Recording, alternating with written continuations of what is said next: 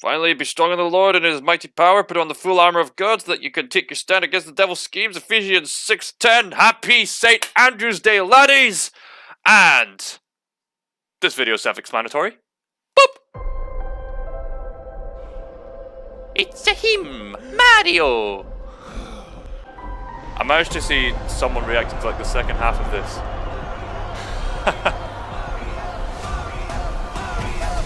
Mario versus Donkey Kong. That's a cool. The Brooklyn Italian guy. Like Super Smash Brothers.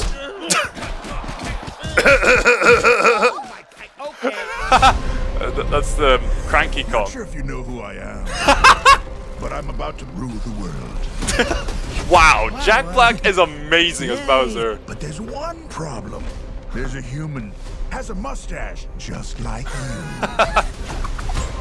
Do you think I know every human a being plumber. with a mustache wearing an identical outfit with a hat with the letter of his first name on it? Because I don't. Ah! Not the mustache. Bowser is coming. Together, we are going to stop that. Frying pans! Wow, look at us. We're adorable. I got this. No problem. Oh. Yes! Come on, Mario! Our big adventure begins now! Oh. Get it off, get it off, get it off!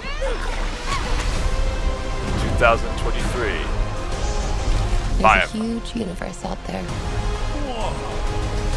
With a lot of galaxies. They're all counting on us. Super Mario Galaxy or something? Or like the No pressure. Mario Kart! This movie's gonna be packed to the brim with stuff. Rainbow Road.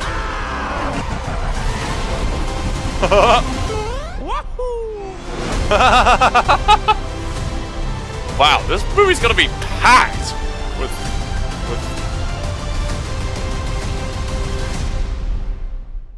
just wow.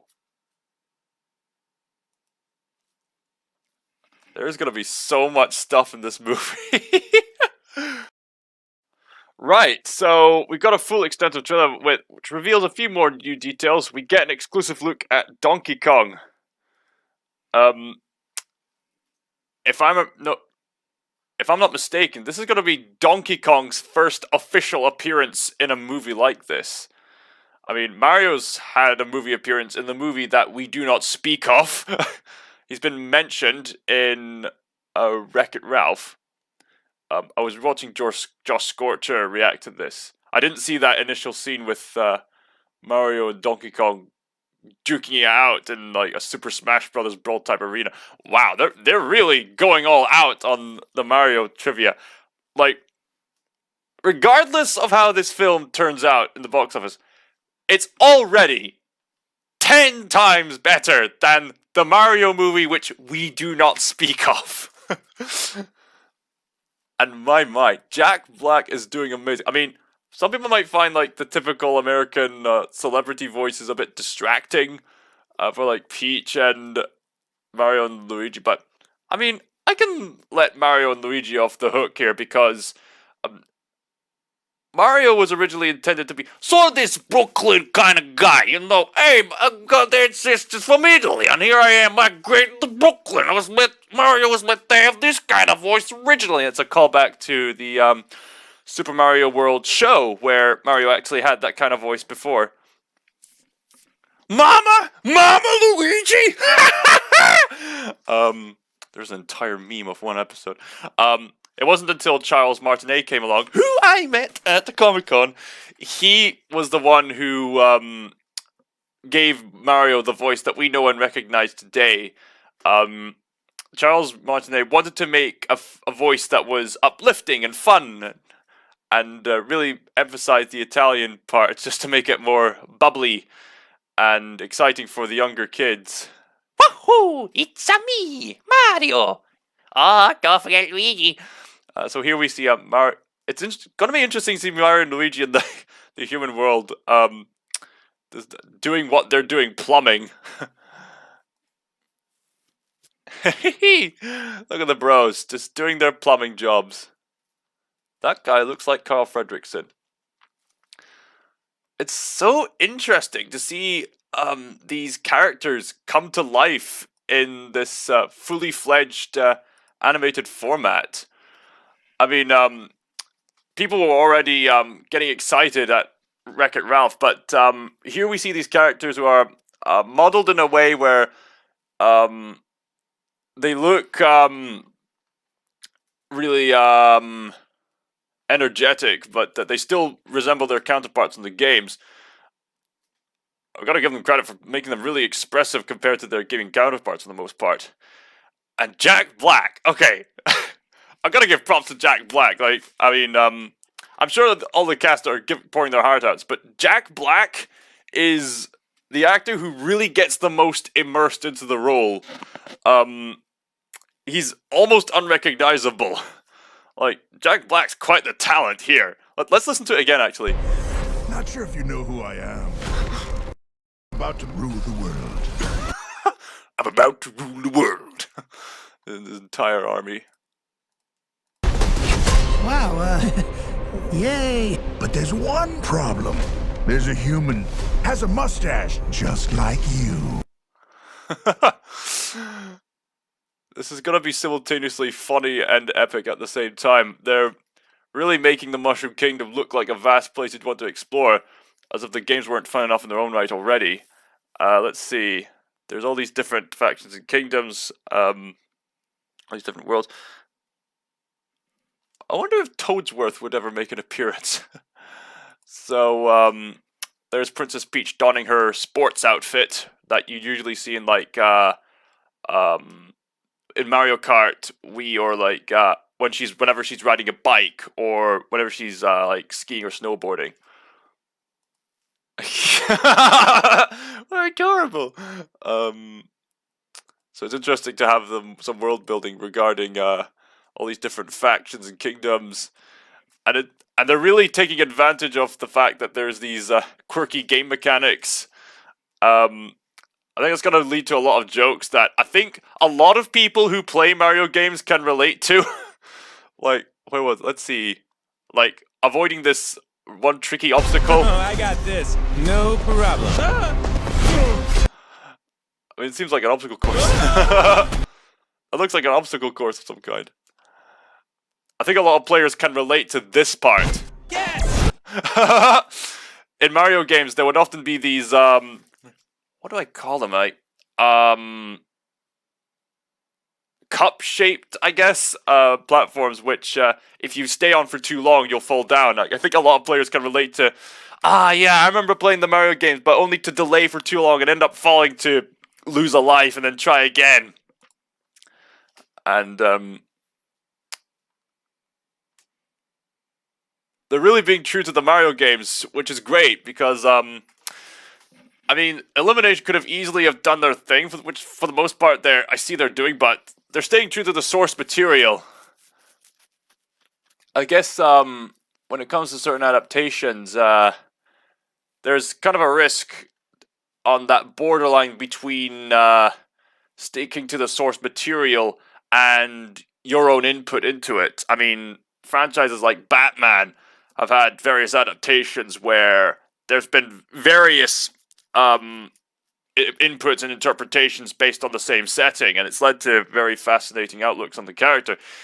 But of course, we can't really say the same for Mario as much, because the only movie he's had so far is that movie, which we do not speak of. They're staying true to the power-ups. Oh, she's got the fiery suit on. Where do these power-ups even come from? They must have, like, divine intervention or something. And there's Yoshi's! Yay! Yoshi's are gonna be in this. Alright, once again we see Bowser melting that turtle. We see... I wonder if this is a reference to... Oh wait, there's pipes here, so maybe there's like a special world or something like that. Power-ups of unknown origins, given Mario and Luigi the divine powers to defeat evil. And there's gonna be Mario Kart. I love Mario Kart. And judging by the insane amount of cars here, I mean, look at all this. Maybe we'll see the real adaptation of like Mario Kart Fury Road come to life. There have been people making like meme videos of like Mario Kart Fury Road, like Mad Max. This could be possible. Like, holy moly, look at the amount of drivers. Hold on, let's say 1, 2, 3.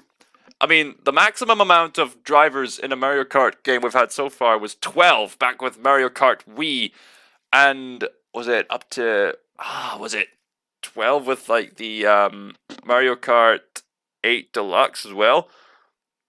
Let's see. Okay, 1, 2, 3, 4, 5, 6, 7, 8, 9, 10, 11, 12, 13, 14, 15, 16, 17, 18, 19, 20, 21.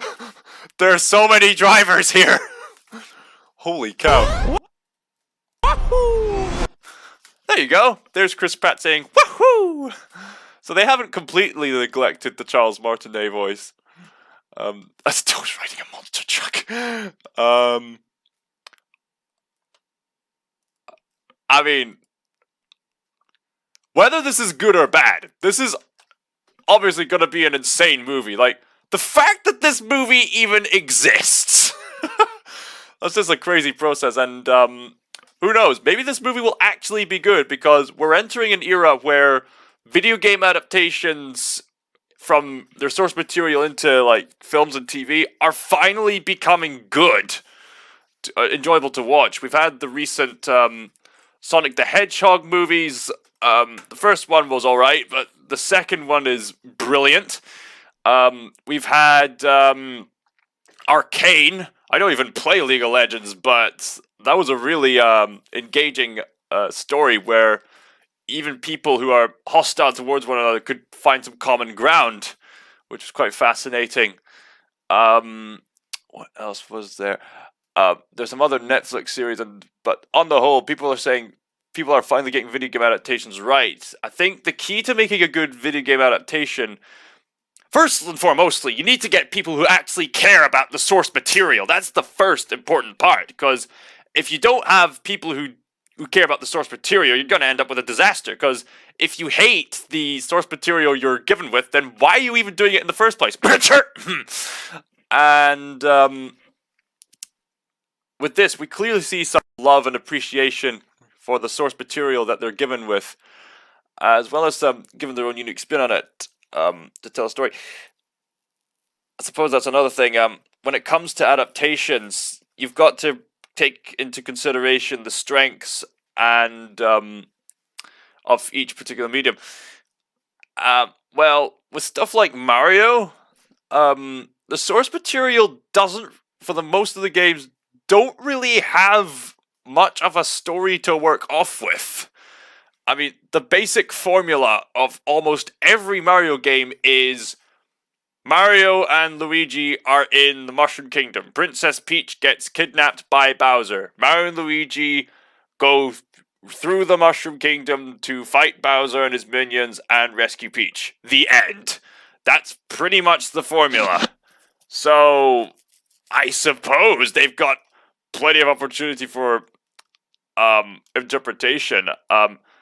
Judging by what we saw earlier in the teaser, it's clear we're getting some kind of reimagined origin story, as you will, for Mario, which happens to also feature all the characters we've come to know and love from the Mushroom Kingdom, including Donkey Kong. This could be just a big love letter to the Mario franchise as a whole.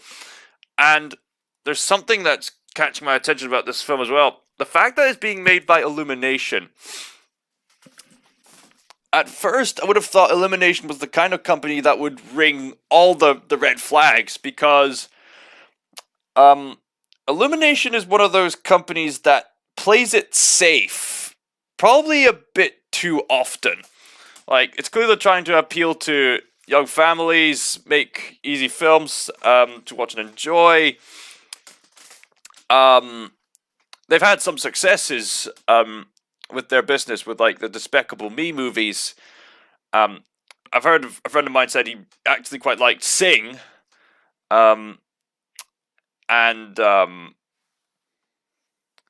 sure Secret Life of Pets and other films are mainly harmless, but most of the films are kind of forgettable. They made an adaptation of The Grinch, which was fairly forgettable, especially when compared to the other movies. I suppose it's just as well I bring up The Grinch because Christmas is approaching. A lot of people have been criticizing the Jim Carrey version, but for me, I actually like the Jim Carrey version. It could be a guilty pleasure, but I think there were some additions to that adaptation that actually would give us some fascinating insight into the source material. But I think with the Grinch movie, which admittedly I haven't seen, but from what I saw and what I've heard, they were playing it a bit too safe. The Grinch character in Illumination's version of that story doesn't seem that menacing compared to previous iterations. There are lyrics in a song where he says, "You have termites in your smile," and yet Grinch has this plastic clean teeth.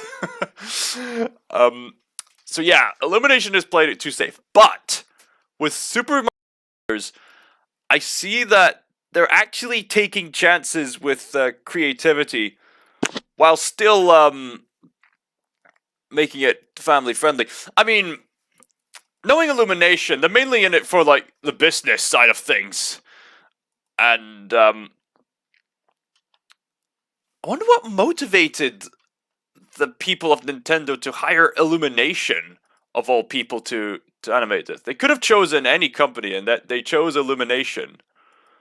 So, but I guess it's working out well for them. I think even though Illumination are not responsible for creating Mario and the characters, they're still nevertheless I'm noticing a lot of creativity being involved in how they're interpreting the Mushroom Kingdom.